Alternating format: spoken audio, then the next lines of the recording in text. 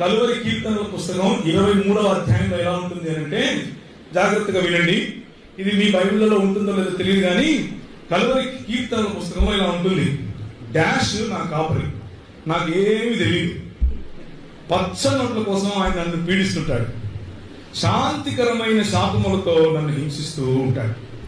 నా ధనమునకు ఆయన కనిపెట్టుకోనుంటాడు. నా దశమ భాగమును బట్టి నూనె బాటిళ్లతో నన్ను వంచుతూ ఉంటాడు. కాజేసిన భూముల్లో ఆయన నివసించును కనుక ఏ అపాయానికి భయపడు. బౌన్సర్లు ఆయనకు తోడైంది. నీ క్రెడిట్ కార్డులు, పేటిఎం ఆయన ఆదరించు. స్మార్ట్ ఫోన్ లో సెల్ఫీల ఎదుట ఆయన నాకు భోజనము సిద్ధపరచు. ఎపిసోడ్ స్పాన్సర్షిప్ తో నా తల ముంచి ఉన్నావు, నా జేబు ఖాళీ అయి ఉన్నది.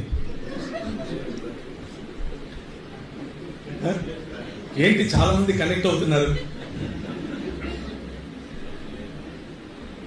నేను బ్రతుకు దినములన్నీ డాష్ శాపములే నా వెంట వచ్చిన, అయినా సరే చిరకాలము డాష్ టెంపుల్లో కూకట్పల్లిలోనే నివాసం చేయండి. ఇది ఈరోజు మనకున్నటువంటి కలువరి కీర్తనల గ్రంథంలో 23వ అధ్యాయం. అయితే దీనికి ఒక దాన్ని ఏమంటారు, వ్యాపార ప్రకటన కూడా ఉంది, లేదా వాణిజ్య ప్రకటన.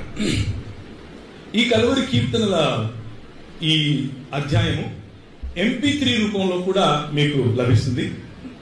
దీని వేళ కేవలం ₹5.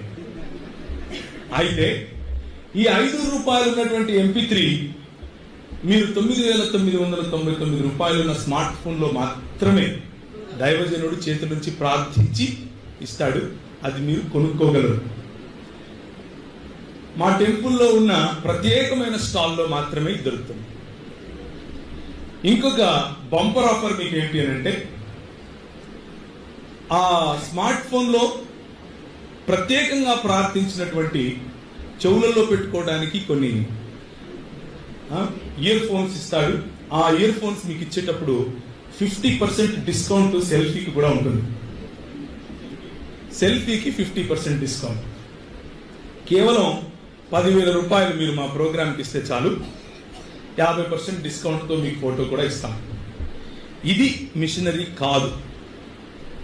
ఇది మిషనరీ కాదు. పొరపాటున అలాంటిది మిషనరీ అని అనుకుండేది.